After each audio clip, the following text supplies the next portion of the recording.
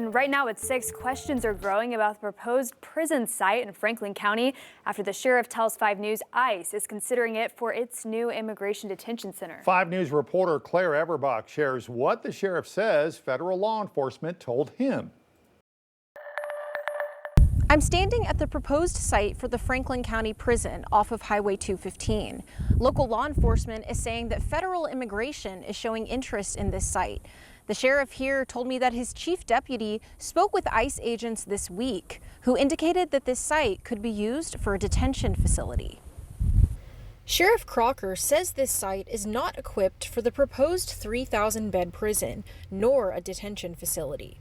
This does not have the resources. It doesn't have the structure. The highways aren't there. This is not the right place, especially for ICE agents that are bringing in cartel members. After his deputy says they saw 3 ICE agents and the governor's senior advisor at the site, Crocker says he believes the entire process needs to be more open. Talk to the people. Be honest with people. Don't lie to people. And if they don't want it, then don't put it there. Community members agree. Gravel and Grit director Adam Watson says many officials were unaware of the ICE agents' visit. Local legislators didn't know, community officials didn't know, our representatives at the federal level didn't know, Department of Corrections didn't know, Board of Corrections didn't know. So it's very clear that this is a unilateral effort by the governor's office to once again dictate the future of this county, this district, and overall the whole state. Watson says he would like to see more communication from state leaders. We see Mr. Porfiry come out to Franklin County to look at the site with ICE agents. The one thing that they don't have time to do is show up to the legislature and ask questions or answer questions. And if they're not going to do that, then the citizens are really kind of just left holding a bag wondering what's going on. Franklin County Judge Ricky Bowman says he feels the county has been left out of the decision making. We've been kept in the dark. There's just not any transparency about this whole situation all the way through. And that's unfortunate. I wish that the governor's team would be more transparent with us.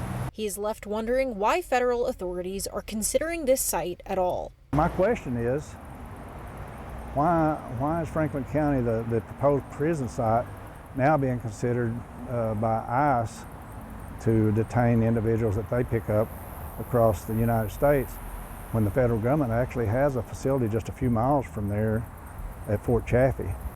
We also heard from the governor's office, who said in a statement to us that they're working with the Trump administration on how to best secure the border and get, quote, violent criminal aliens off the streets. In Charleston, covering news where you live, Claire Everbach, 5 News.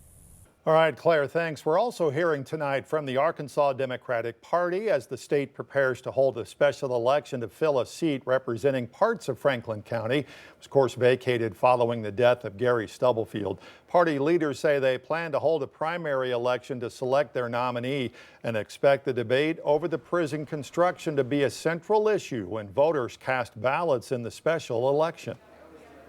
This Senate race is going to be a referendum on that Franklin County prison. And, anybody sees that that's not a viable option, it's not a viable location for that facility. And we see it as a referendum on that corruption, on the secrecy, and the lack of transparency that has surrounded that entire project. So far, no Democrats have announced their candidacy for the primary, but the party says several people are considering.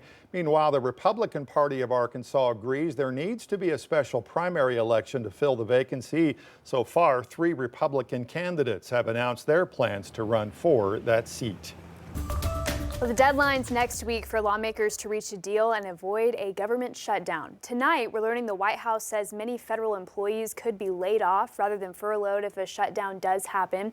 In a memo obtained by CBS News, the Office of Management and Budget is directing agencies to consider reduction in force notices for employees in certain programs and projects. It's still unclear how many workers would be affected. House Democratic leader Hakeem Jeffries weighed in on the stalemate tonight, saying Democrats will keep pushing the White House to roll back Medicaid cuts and extend Affordable Care Act subsidies that are set to expire at the end of the year. Because of the Republican refusal to address the Affordable Care Act tax credit issue, at least 20 million Americans are about to experience dramatic increases in their health care premiums, copays, and deductibles. Medicare is facing a $536 billion cut at the end of the year. If Congress doesn't take action, House Republicans proposed a short-term funding extension with millions for enhanced security measures for lawmakers and the judiciary and executive branches in the wake of Charlie Kirk's assassination. That measure failed to get the 60 votes needed, though, in the Senate. Well, here in Arkansas, Congressman Steve Womack spoke with 5 News reporter Bo Russell about the shutdown. The congressman says all the finger-pointing in Washington needs to stop if an agreement is to be reached.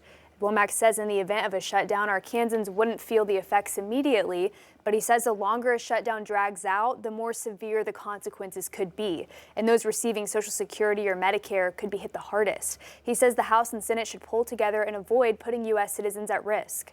Me up as a person that believes we ought to work out our differences and get this thing across the finish line in a bipartisan way and save America from the drama and the potential horrific consequences of a government shutdown. Congress has until October 1st to agree on that spending package. New tonight, state of Arkansas has seized more than 6,000 illegal products off Arkansas store shelves after a new law banning hemp-derived THC products took effect this summer.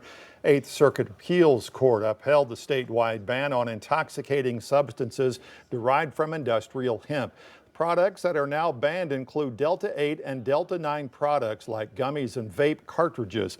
The Department of Finance says the seizures were made by their enforcement agents during day-to-day compliance checks after agents already visited one to notify them of enforcement beginning. So we spent a month visiting almost 3,000 stores to make sure they understood it. So those that are now in non-compliance, we're not finding that they're doing it, that they're finding, oh, we just forgot about it. It's people that are being pretty blatant about it. But we did education for about a month. So we gave everyone more than an opportunity to get this off the shelf. In addition to the ban on selling hemp-derived THC products, possession is also illegal.